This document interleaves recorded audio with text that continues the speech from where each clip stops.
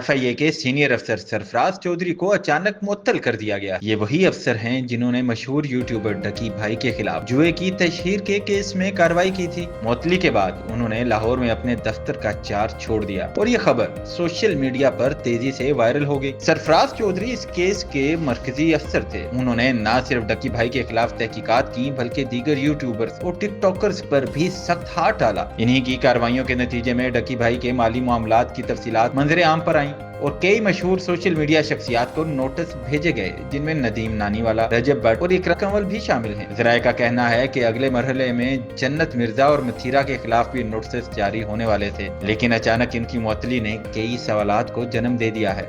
बाद मुबस्सरीन का ख्याल है कि सोशल मीडिया शख्सियात के खिलाफ बढ़ती हुई कार्रवाइयों का दबाव इसकी बड़ी वजह हो सकता है। दूसरी इतला ये है कि लाहौर के कुछ सहाफियों ने पुलिस अफसरान के खिलाफ NCCIA में शिकायत दर्ज कराई। जब इस शिकायत को आगे बढ़ाया गया तो सरफराज चौधरी से बॉसपुरस की गई। इनका मौकफ था कि बतौर अफसर किसी भी शिकायत को सुनना इनकी जिम्मेदारी है। ज़राए का कहना है कि इस मामले में बाअसर शख्सियात के दबाव को भी नजरअंदाज नहीं किया जा सकता, क्योंकि माजी में भी ऐसे कई केसेस में दबाव डालकर कार्रवाइयां रोकी जाती रही हैं। सरफराज चौधरी की मुअत्तली के बाद अब सवाल ये उठ रहा है कि क्या ये फैसला इंतजामी नोयत का है या फिर इसके पीछे वाकई ताकतवर हलकों का दबाव मौजूद है। सबसे बढ़कर ये कि क्या सोशल मीडिया पर असर रखने वाली बड़ी शख्सियात के खिलाफ कार्रवाइयां अब भी जारी रहेंगी या ये सिलसिला यहीं रुक जाएगा।